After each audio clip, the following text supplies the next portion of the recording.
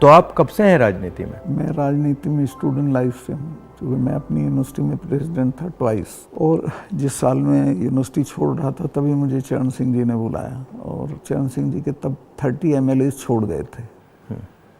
किस साल की बात है? ये दैट इज़ 1973।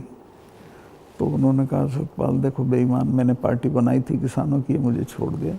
मेरा हाथ पकड़ के उन्होंने बड़ा इमोशनल होकर कहा कि तुम इस पार्टी को संभालो, किसानों की पार्टी है, और किसी से बात मत करो। अभी जाके मेरी मीटिंग है शाम को 5 बजे जिम खाना में, उससे पहले अनाउंस कर दो तुम मेरे साथ हो, और किसी से मत मशवरा। जैसे उन्होंने कहा था वैसे ही किया, और नेक्स्ट डे आ गया कि मैं उनके साथ हूँ। उन्होंने सारी पार्टी मुझे सौंप दी, जनरल सेक्रेटरी बना दिया। उसके बाद उन्होंने MLA लड़ाया, तो मैं 26 साल की उम्र में 74 में MLA हो गया। फिर राज्यसभा का मेंबर हुआ, 2 बार लोकसभा का हुआ, मिनिस्टर हुआ, और अब गवर्नर हुआ।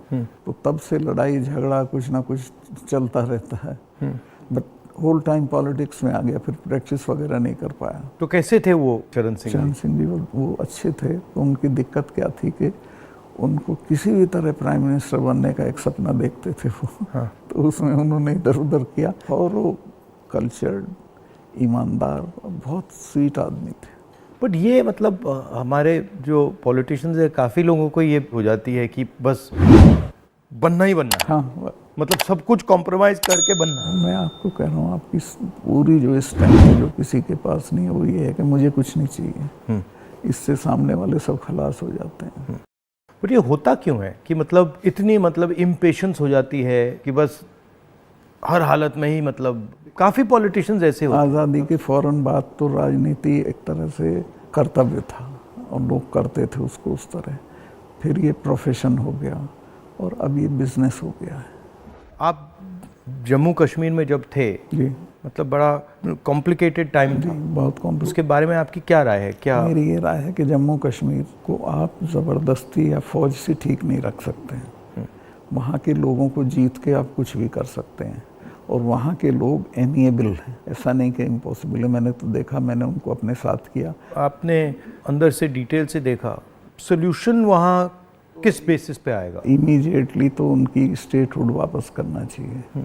उनको इतना 370 नहीं चुभा जितनी स्टेटहुड लेकर यूनियन टेरिटरी बनाना चुभा। और यूनियन टेरिटरी इन्होंने किस लिए बनाया, जो मुझे लगता है, मुझे नहीं बताई वो बात, इनको ये अंदाज़ा था कि पुलिस रिवोल्ट कर जाएगी, जबकि ऐसा नहीं था। पुलिस इतनी फेथफुली रही भारत सरकार के साथ कि ईद का महीना था, एक सिपाही ने छुट्टी भी नहीं मांगी, वहीं लाइन में रहे। तो एक तो स्टेटहुड, और उनका प्रॉमिस भी है अमित शाह का हाउस में, उसको इमीडिएटली वापस करना चाहिए, और फिर इलेक्शन करा देने चाहिए।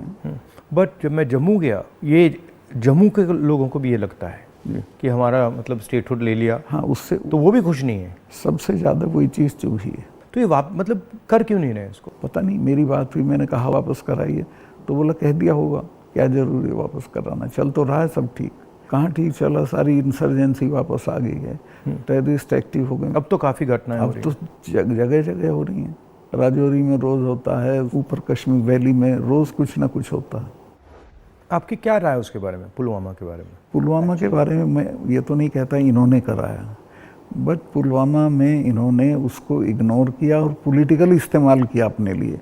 क्योंकि उसमें इनकी स्पीचेस हैं जिसमें ये कहता है कि जब वोट देने जाओ तो पुलवामा की शहादत को याद रखना। जैसे ही मैंने पुलवामा के बारे में सुना, मुझे पता लगा कि हमारे जो शहीद हैं एयरपोर्ट आ रहे हैं जी, तो मैं सीधा एयरपोर्ट गया। हमारी सिक्योरिटी वालों ने मुझे कहा कि नहीं आप मत जाइए, मगर मैंने कहा मैं जा रहा हूँ। तो मैं एयरपोर्ट में चला गया, और एयरपोर्ट में उस टाइम मुझे कमरे में बंद कर दिया, और मुझे कहा कि देखिए आप कमरे से नहीं निकल सकते। मैंने कहा मतलब? तो उधर वो सब शहीद आए थे, वहाँ पे आर्मी के लोग थे, प्रधानमंत्री आ रहे थे, और मुझे मतलब लिटरली चाबी से बंद किया कि आप बाहर नहीं जा सकते। मैंने सिक्योरिटी वालों से बोला ये मतलब ऐसे कैसे कर सकते हैं, और फिर लड़के मैं वहाँ से निकला। तो मुझे लग रहा था कि एक पूरा वहाँ पे शो सा क्रिएट हो रहा था। हाँ, वो था ही। वो प्रधानमंत्री को श्रीनगर जाना चाहिए था, राजनाथ सिंह आए थे, मैं था, हम लोगों ने श्रद्धांजलि दी थी। प्रधानमंत्री को उसी दिन जाना चाहिए था। नहीं, मगर मुझे उसमें क्या शौक लगा कि ऐसे लग रहा था कि एक कोई बड़ा इवेंट सा हो रहा है। ना, इसके और वहाँ पे प्रधानमंत्री आए हैं और ये पूरा मतलब जैसे देश को दिखा रहे हैं कि भैया देखो, काफ़ी डिस्टेस्टफुल सा था। जिस दिन ये हुआ तो ये नेशनल कॉर्बेट पार्क में शूटिंग करा रहा था अपनी, तो ये अवेलेबल मैंने 3-4 बार कोशिश की, मिला ही नहीं मुझको। 5 या 6 बजे इसका फ़ोन आया, हाँ सतपाल भाई क्या हुआ? मैं कहा हमारे इतने लोग मर गए हैं और हमारी गलती से मरे हैं। तो बोला नहीं नहीं चुप रहना, अभी कुछ नहीं बोलना इस पर। फिर 1 घंटे बाद ये डोभाल जो मेरा क्लास फेलो रहा लॉ में मेरठ में, तो इसका फ़ोन आया, सतपाल भाई आप बोल दी। मैं 2 चैनल को बोल चुका था ये बात, तो इन्होंने कहा नहीं नहीं कुछ नहीं बोलना है इस पर। मैं कहा ठीक है, मैं समझा कुछ जांच वाँच कराएंगे, उस पर असर पड़ेगा। कुछ भी नहीं। तीसरे दिन इनका आ गया कि ये पुलवामा की शहादत को याद रखो और अब हम बालाकोट करेंगे, ये करेंगे, वो करेंगे। और अभी तक उसमें कुछ नहीं हुआ? कुछ नहीं, करना भी नहीं है इसको। पुलवामा के शहीद जिस तरह हुए थे इसलिए हुए कि उन्होंने 5 एयरक्राफ्ट मांगे थे। अगर वो मेरे से मांग लेते तो मैं इमीडिएटली कर देता। मैं तो वहाँ स्टूडेंट्स जब जम्मू में फंस जाते थे बर्फ में, उनको एयरक्राफ्ट से, तो दिल्ली में एयरक्राफ्ट इमीडिएटली मिलता है किराए पे। 4 महीने तक एप्लीकेशन उनकी पड़ी रही होम मिनिस्ट्री में और 4 महीने बाद वो खारिज कर दी कि नहीं देंगे। तब वो सड़क से चले। इतना बड़ा मतलब 4 महीने के लिए वो चले ही नहीं? चले ही नहीं, इसलिए कि वो सड़क से चलना बिल्कुल इनसिक्योर होता है, वो उनके उसमें नहीं है सिस्टम में। 5 जहाज मांगे थे उन्होंने, वो नहीं दिए। 4 महीने तक लटकाए रखे। और तो 4 महीने के लिए क्या होल्ड पे थे? क्या होल्ड पे थे? सब मेरे सामने नहीं आई। अगर मेरे सामने आई होती तो मैं उसमें कुछ करता। That was between CRP and home ministry. लेकिन ये थी कि अटैक हो सकता है। इसके अलावा वो जो गाड़ी टकराई थी वो 10 दिन से घूम रही थी वहाँ, पूरा आप समझिए कि भरी हुई विस्फोटक से। वो कैसे, मतलब इतना एक्सप्लोसिवली कैसे, मतलब ऐसे घूम रही थी? सिस्टम नहीं था ठीक से। और जब मैं गया हूँ फिर पुलवामा होने के बाद, तो जो 10 किलोमीटर का स्ट्रेच है उसमें लगभग 8-10 लिंक रोड मिलती हैं। एक भी सैनिटाइज नहीं थी उस दिन। बल्कि हम तो जब अपनी पुलिस को भेजते थे कश्मीर की, तो पूरी रोड पे सिविल ट्रैफिक बिल्कुल रोक देते थे, सैनिटाइज कर देते थे, तब भेजते थे। ना हाईवे सैनिटाइज था ना वो लिंक रोड। और लिंक रोड जहाँ हाईवे में मिलती है वहाँ रिवाज ये है कि वहाँ एक जिप्सी खड़ी होनी चाहिए जो उसे रोक दे कि नहीं भई ये काफिला चला जाए सीआरपी का, तब जाना। ब्लॉक कर कुछ नहीं था, there was nothing like that. तो जब आप वहाँ गए, जैसे पॉलिटिक्स में हम ऐसी घटनाओं में जाते हैं, तो जब हम कहीं पहले पहुँचते हैं कोई माइंड में कोई फीलिंग आती है, तो इसमें आपकी क्या फीलिंग आई थी जब आप पहली बार वहाँ गए? आप मेरा यकीन करेंगे, आई वॉज इन टीयर्स। और मैंने इसको फ़ोन किया, मुझे नहीं मिला। जब 5 बजे मेरी बात हुई तो मैंने कहा हमारी गलती से हुआ ये। तो बोला नहीं नहीं इस पर आपको चुप रहना है। मैं चाहता था कि कुछ सर इसमें कटने चाहिए जिनकी जिम्मेवारी थी। कुछ भी नहीं, किसी का नहीं, कुछ नहीं हुआ। उसको इलेक्शन के लिए यूज़ करना चाहते थे कि ये पाकिस्तान ने किया, हमारे जवान मारे और अब हम हराएंगे। भारत जोड़ो यात्रा में हम वहीं से निकले, एक्चुअली साइट से निकले, पुलवामा से। तो मुझे ये लग रहा था कि जो आपने बोला कि ऐसी जगह पे, स्ट्रेटेजिक जगह पे इतना एक्सप्लोसिव कहाँ से आ गया, कैसे आया, वो मेरे दिमाग में क्वेश्चन था। सारा पाकिस्तान से आया था, बट इतना 600-300 किलो। हाँ, ये बॉर्डर तो हमारा पोरस है और ये इतना एक्सप्लोसिव इंडिजिनसली प्रोक्योर करते तो वो बात फैल जाती। ये 10-12 क्विंटल तो आया हुआ था, उसमें से ये गाड़ी पूरी भरी थी एक्सप्लोसिव से। और बताया मुझे जब मैं गया कि साहब ये तो 10-12 दिन से घूम रही थी गाड़ी। जो गाड़ी चला रहा था उसका भी, मालिक का, दोनों का टेररिस्ट रिकॉर्ड था। दोनों कई बार गिरफ्तार हो लिए थे, फिर छूट गए थे, फिर गिरफ्तार हुए थे, फिर छूट गए थे। अच्छा, तो उन पर कोई निगाह नहीं थी इंटेलिजेंस एजेंसीज की।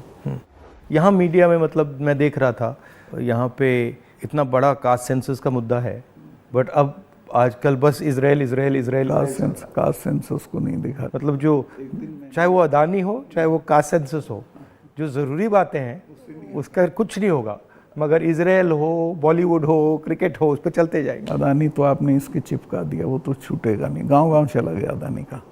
और लोग ये कहते हैं अदानी के यहाँ इसी का रुपया है। हाँ, वो 20,000 का आपने उठाया था, 20,000 को इतना बड़ा इन्वेस्टमेंट कहाँ से आएगा? कल ही एक स्टोरी आई है कि ये कोयले के प्राइस इन्फ्लेट कर रहा है।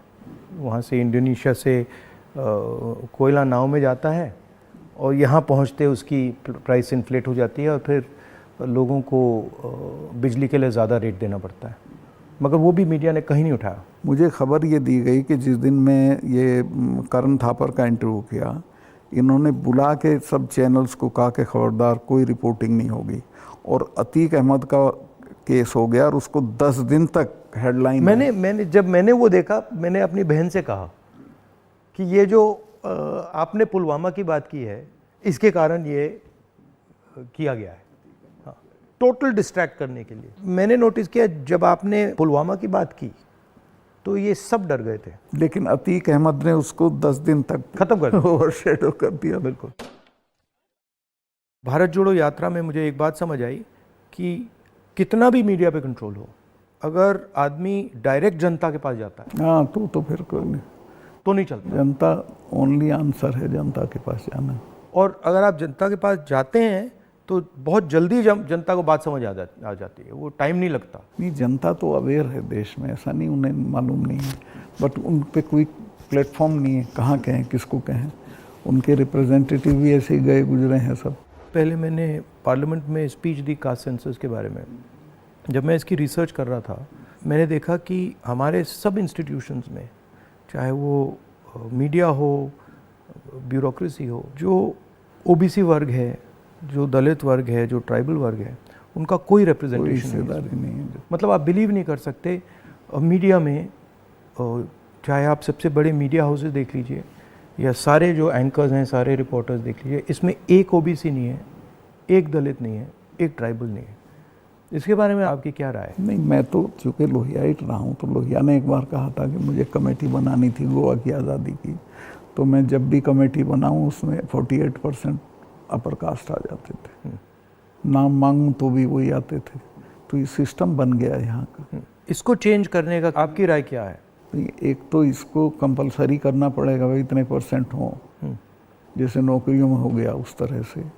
और दूसरे उन वर्गों में थोड़ा चेतना बढ़ानी पड़ेगी, भाई तुम इन पेशों में आओ। बट इसमें इंटरेस्टिंग बात यह है कि जो स्थिति है एक्चुअली इंस्टीट्यूशनल स्ट्रक्चर में हिंदुस्तान में, उसके डिटेल्स ओबीसी वर्ग को भी नहीं मालूम, दलित वर्ग को भी नहीं मालूम। आपने थोड़ा, मतलब मैंने तो थोड़ा सा छुआ है, बट एक्चुअली किसी को नहीं मालूम, पता ही नहीं है। सही कह रहे हैं। क्यों? क्योंकि पूरा जो इन्फॉर्मेशन का सिस्टम है उसमें कोई ओबीसी नहीं है, कोई दलित नहीं है, कोई ट्राइबल, वो भी उन्हीं के हाथ में है।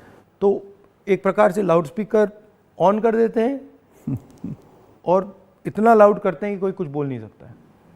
जैसे आपने पुलवामा की बात की, कास्ट सेंसस की बात की, अदानी की बात की, बस loud speaker, Modi ji loud speaker on कर देते हैं और जितना चिल्लाना चाहो चिल्लाओ, कुछ नहीं होता।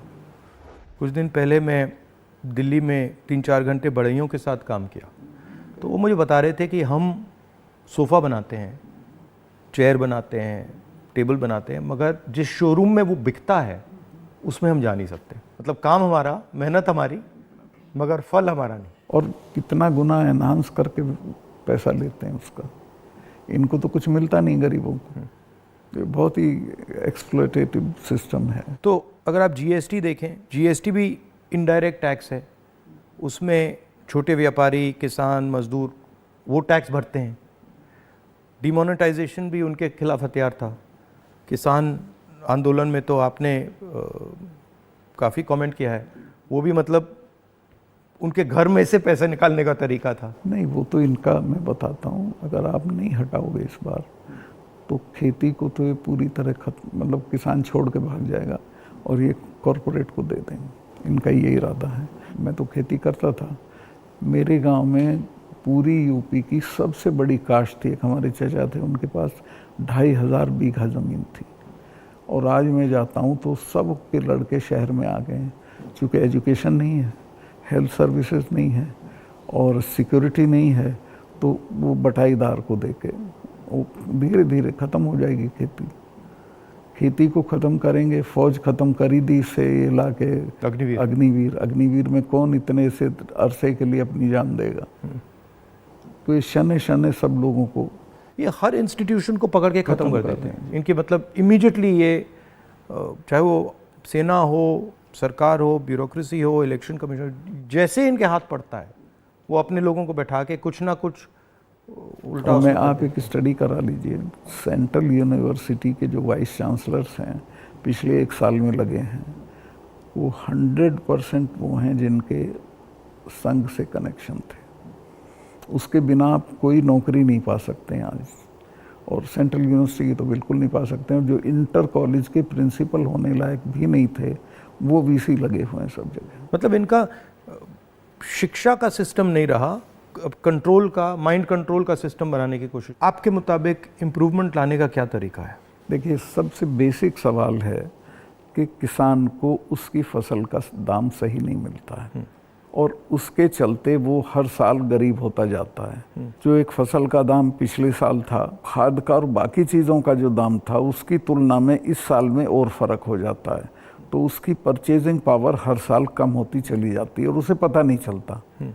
ही डजंट नो कि मैं गरीब हो रहा हूँ, लेकिन वो गरीब हो जाता है क्योंकि उसके जितना एक मन गेहूँ में पिछले साल खाद खरीद सकता था, इस साल नहीं खरीद सकता, इस साल ज़्यादा गेहूं देना पड़ेगा। तो वो जो उसकी परचेजिंग पावर कम होती है, उसको एहसास ही नहीं है, पता भी नहीं चलता है। तो वो तो मैंने देखा, जब पब्लिक मीटिंग्स में बताते तो कहते हैं हमें तो पता ही नहीं था ये। मैं कहा भाई तुम्हें पता ही नहीं, तुम गरीब हो रहे हो। तो उन्हें सुन के बुरा लगता है। फिर मैं समझाता हूँ, बताओ पिछले साल इतने गन्ने में कितना सामान खरीदते थे, इस साल कितना खरीदते हो।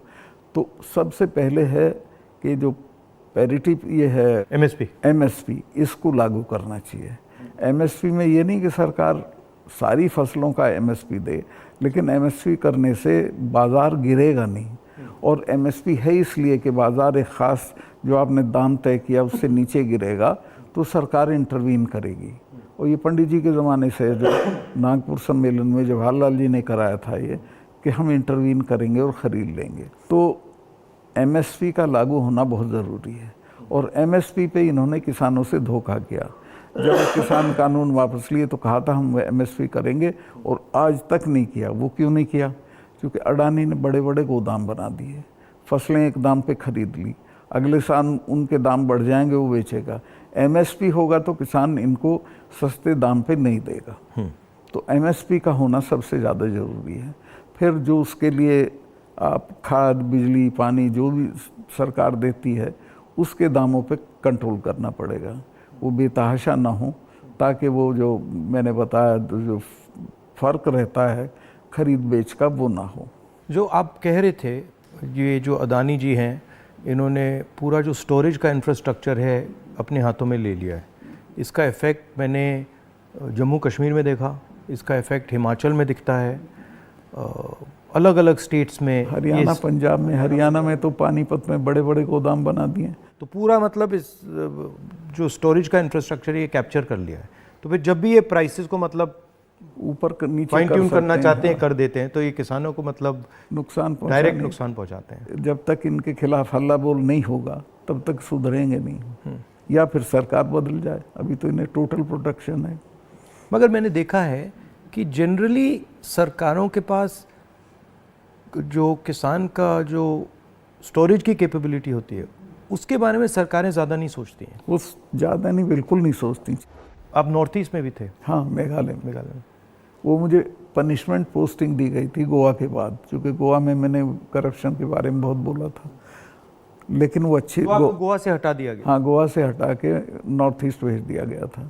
तो कश्मीर से हटाया, फिर गोवा से हटाया, फिर मतलब सब जगह 5 तबादले किए इन्होंने मेरे, जैसे सरकारी कर्मचारी के करते हैं। तो नॉर्थ ईस्ट बेटर था, वहाँ 12 ज़िले थे, गोवा में 2 ज़िले थे। और मेघालय बहुत अच्छी जगह है, कोई झगड़े टंटे की नहीं है, रिलैक्स लोग हैं। जी हाँ, रिलैक्स अच्छे लोग हैं। संगमा साहब का लड़का चीफ मिनिस्टर था, तो उससे बहुत बढ़िया रिलेशनशिप रही, कोई दिक्कत नहीं हुई मुझे। तो मणिपुर के बारे में क्या राय है आपकी? वहाँ मतलब पूरा फेल्योर है सरकार की। चीफ मिनिस्टर जा नहीं सकता, कुछ कर नहीं सकता, लेकिन उसको अभी तक हटा नहीं रहे हैं। ये जम्मू एंड कश्मीर का भी ऐसे ही प्रयोग करते हैं, पंजाब का भी ऐसे ही प्रयोग करते हैं, मणिपुर का भी ऐसे ही प्रयोग करते हैं। मैं गया मणिपुर में, वहाँ जो आप कह रहे हैं बिल्कुल सही है, वहाँ कोई कंट्रोल नहीं था। पूरी क्राउड निकल आई थी। आप कोई कंट्रोल ही नहीं था, मतलब बिल्कुल एक स्टेट बचा ही नहीं है, 2 स्टेट बन गए हैं, एक इस तरफ और दूसरा दूसरी तरफ। नॉर्थ ईस्ट सेटल्ड था, इन्होंने डिस्टर्ब कर दिया। सब जगह ये कुछ ना कुछ मतलब अपना करते रहते हैं। और 6 महीने की बात है, मैं लिख के दे रहा हूँ, बिल्कुल नहीं आएंगे पावर में। नहीं, एक्चुअली अगर ज़मीन पे जाएं तो बहुत नफ़रत है लोगों को, बहुत शदीद, पूछिए मत आप। मुझे लगता है कि हिंदुस्तान की राजनीति में आज दो विचारधाराओं की लड़ाई है, एक आरएसएस गांधी वाली, एक आरएसएस और एक गांधी वाली, और दोनों एक प्रकार से हिंदुइज़्म के एक्सप्रेशन हैं। दोनों एक विजन है हिंदुइज़्म का, एक अहिंसा का, एक भाईचारे का, और दूसरा जो आरएसएस का, जिसको मैं डिस्टॉर्टेड विजन कहता हूँ, वो नफ़रत का, हिंसा का। तो इस फाइट के बारे में आप क्या सोचते हैं? मेरा यही सोचना है कि हिंदुस्तान कंट्री के तौर पे तभी सरवाइव करेगा जब वो लिबरल हिंदुइज्म के रास्ते पे चलेगा, जो गांधी का विजन है। गांधी ने ऐसे ही नहीं कहा था, गांधी ने इस देश को जितना समझा था किसी ने नहीं समझा था। वो गांव-गांव गए थे, जगह जगह गए थे, और वो इस नतीजे पहुंचे थे कि नहीं, बाकी बातें बेकार हैं, ये ठीक है रास्ता। तो हिंदू का जो लिबरल हिंदू थॉट है वही रहेगा तो देश सरवाइव करेगा, वो टुकड़े टुकड़े हो जाएगा अदरवाइज। और ये कोई राजनीतिक बात नहीं है, मुल्क के अस्तित्व के लिए ज़रूरी है कि हम मिलजुल के रहें, एक दूसरे के साथ रहें, झगड़ा ना करें। नहीं, झगड़ा होगा तो मुल्क ही नहीं रहेगा ना। हाँ बिल्कुल, तो मुल्क का मतलब ही है कि मतलब भाईचारे से मिलजुल के रहें जी, मिलजुल के लोग रह रहे हैं। तो आपका मतलब काफ़ी सालों से इस लड़ाई में आपका एक्सपीरियंस रहा है, और आप मतलब बहुत सालों से आरएसएस से लड़ रहे हैं। तो आपके मतलब सजेशंस, राय क्या है? मेरी राय ये है कि अपने लोगों में ये प्रचारित हो ठीक से गांधी का, कांग्रेस का जो विजन है कि ये हम क्यों इनसे डिफरेंट हैं, ये क्या चाहते हैं, वो क्यों आपके हक में नहीं है, ये पॉलिटिकल लोग भी नहीं बोलते हैं, उनको ये बोलना चाहिए। और जो आप कह रहे थे, जो क्रिस्टलाइजेशन होना चाहिए पॉलिटिकल लोगों की माइंड में कि भाई ये अब ये राजनीतिक लड़ाई नहीं है, अब ये आइडियोलॉजिकल लड़ाई है, वो क्रिस्टलाइजेशन इतना हो नहीं रहा है। वो नहीं हो रहा है, क्योंकि देखिए हिंदुस्तान का आदमी जो पॉलिटिक्स में एक्टिव है वो राजनीति तक और अपने तक एक्टिव है। वो एक तो पहले तो देश के बारे में उस तरह नहीं सोचता जैसे सोचना चाहिए, और वो जो ब्रॉडर इश्यूज़ हैं उन पे राय नहीं बनाता है, राय जाहिर नहीं करता है, उस पर खड़ा नहीं होता है। तो वो हम पॉलिटिकल लोगों को करना पड़ेगा। और इसमें यह भी है कि जो, जैसे मैंने कहा कि इंफॉर्मेशन का सिस्टम जो है आसानी से राय बनाने भी नहीं देता है, तो डिस्ट्रैक्ट करता रहता है। तो इंफॉर्मेशन का सिस्टम तो वन वे हो गया है, उसमें आपकी बात तो आएगी नहीं, जो दूसरी बात है वो आएगी। और लेकिन एक अच्छी चीज़ हुई है कि लोगों ने टीवी देखना बंद कर दिया, भरोसा चला गया है। इस वक्त हम लोगों की एक ही स्ट्रेंथ है, दैट इज सोशल मीडिया। हम लोगों की बात सोशल मीडिया से फैलती है, ये उसको भी रोकने के सिस्टम ढूंढ रहे हैं, कैसे रोका जाए, वो अभी नहीं हुआ है, लेकिन वो हमारी स्ट्रेंथ है। जो प्रिंटेड मीडिया है, इलेक्ट्रॉनिक है, सब को इन्होंने कंट्रोल कर दिया, वन साइडेड कर दिया। लेकिन अच्छी बात यह कि लोग भी उसको समझ गए हैं, तो इनकी बात को यकीन नहीं करते, वो कहते नहीं ये तो गड़बड़ है। आपने कहा कि सोशल मीडिया में मतलब हमारा थोड़ा सा असर है, बट मेरे अकाउंट्स को तो पूरा सप्रेस किया जाता है, जैसे चाहे वो मेरी यूट्यूब हो, फेसबुक हो। नहीं, आपके होगा, पर आपके समर्थन में जो लोग करते हैं वो उसे नहीं रोक सकते। मगर जो वही है आपकी स्ट्रेंथ। जो सेंट्रल मेरा अकाउंट है उसको तो पक्का रोकते, मेरा यूट्यूब अकाउंट को तो पूरा दबा रखा। मेरा भी कुछ नहीं है, कहीं कुछ नहीं आता है, लेकिन जो हम लोगों के पक्ष में बात बोलते हैं वो फैलती है। मैंने देखा है कि जब भी सरकार पे कोई प्रेशर आता है, जैसे अगर कास्ट सेंसस की बात हो, अदानी की बात हो, एमएसपी की बात हो, किसानों की बात हो, तो ये कोई ना कोई गिमिक निकाल देते हैं। और अभी मैंने देखा कि जब मैंने पार्लियामेंट में अदानी की स्पीच दी तो सबसे पहले टीवी ऑफ कर दिया, उसके बाद मुझे पार्लियामेंट से निकाल दिया, और फिर स्पेशल सेशन की बात हुई, उसके बाद स्पेशल सेशन के अंदर भारत या इंडिया का डिस्कशन की बात हुई, और फिर एंड में विमेंस बिल की बात हुई, और विमेंस बिल भी वैसा कि वो 10 साल में आएगा, आज नहीं आएगा ही नहीं कभी। तो ये तरीका जो है, चाहे वो पुलवामा हो, विमेंस बिल हो, डिस्ट्रैक्ट करने का इनका बहुत इफेक्टिव तरीका है। 2-3 चीज़ें हैं प्रधानमंत्री की। एक तो ये किसी भी चीज़ को वो बना देता है इवेंट, छोटी छोटी चीज़ का, और उसका अपने पक्ष में इस्तेमाल कर लेते हैं। वीमेंस बिल का भी इसने यही किया, औरतों को कुछ मिल नहीं रहा है और एहसास ये करा दिया, पता नहीं कितना बड़ा काम कर दिया। हाँ हाँ, मतलब शो बहुत ग्रैंड शो होता है। जैसे वो पार्लियामेंट की बिल्डिंग, नई बिल्डिंग में जा रहे थे तो कॉन्स्टिट्यूशन को हाथ में पकड़ के पूरा मतलब ड्रामा। नई बिल्डिंग वाला इसकी कोई ज़रूरत नहीं थी, पर उनको पत्थर लगवाना था कि मैंने बनवाई थी एक पार्लियामेंट। लेकिन वो हर चीज़ को उसी तरह से बहुत मैग्लोमेनियक की तरह करते हैं। जैसे पुराना हाउस है, उसमें अगर आप एक्सपेंशन करना चाहते हैं तो सेंट्रल हॉल में आप लोकसभा डाल दीजिए, लोकसभा में आप राज्यसभा डाल दीजिए, हो गया काम। मतलब सेंट्रल हॉल में मतलब वो बिल्डिंग तो उसकी अगर केयर हो भी कई सौ साल चलेगी। हाँ, तो बिल्कुल। और अगर आपको सेंट्रल हॉल चाहिए तो एनेक्सी में सेंट्रल हॉल कर देते। बिल्कुल। तो प्रॉब्लम ही नहीं थी, बट प्रॉब्लम क्रिएट करके, शो करके पूरा मतलब, पर इससे देश को काफी नुकसान होता है। क्योंकि नुकसान होता है, लेकिन एक अच्छी चीज़ ये है कि लोग इसको समझ रहे हैं। लोग ना समझें तो दिक्कत है, लोग हर चीज़ समझ रहे हैं। मैं तो बिल्कुल नीचे तक जाता हूँ, वो सब बोल रहे हैं इस चीज़ को कि साहब इसको करना वरना कुछ नहीं है, ये ऐसे ही करता रहता है। और एक्चुअली जब मैं इनके भाषण सुनता हूँ और इनकी जो पॉलिसीज़ देखता हूँ तो एक्चुअली डेप्थ नहीं है, डिटेल में नहीं जाते। ज़रूरत नहीं है उसको सिर्फ रूल करना है, कोई इम्प्रूवमेंट नहीं करना, कोई चेंज नहीं करनी है, सिर्फ राज करना जिसे बोलते हैं ना, बहुत क्रूड लैंग्वेज में सारा राज है, राज करना है, दैट्स ऑल। और वो उस तरह से जो जवाबदेही जनता के लिए होती है वो महसूस भी नहीं करते हैं। आपने काफ़ी बहादुरी के साथ जो पुलवामा के बारे में बोला, आपने जो अदानी के बारे में बोला, किसानों के बारे में बोला, तो फिर आपको धमकाया गया, सीबीआई इंक्वायरी कराएगी, सब शुरू हो गया, पूरा इनका सिस्टम चालू हो गया। आप हैरत करेंगे, ये कानून है कि जो शिकायत करता है उसको सज़ा नहीं दी जाती है। मैंने शिकायत की जिनकी की, उनका आज तक इंटरोगेशन नहीं हुआ। मेरे यहाँ 3-3 बार आ गए, मेरे स्टाफ के लोगों के फ़ोन ले गए सीबीआई वाले।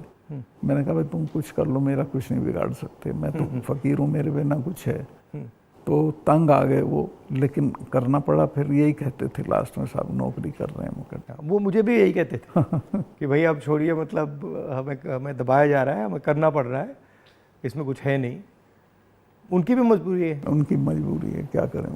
हम बात कर रहे हैं तो इसके बाद में आप पर भी थोड़ा आक्रमण करेंगे। जब भी हम किसी से बात करते हैं एकदम आक्रमण शुरू हो जाता है उन पर। हाँ नहीं करेंगे, मेरे पे तो करते रहते हैं, ज़्यादा दिक्कत नहीं, आपको कोई फर्क नहीं पड़ता।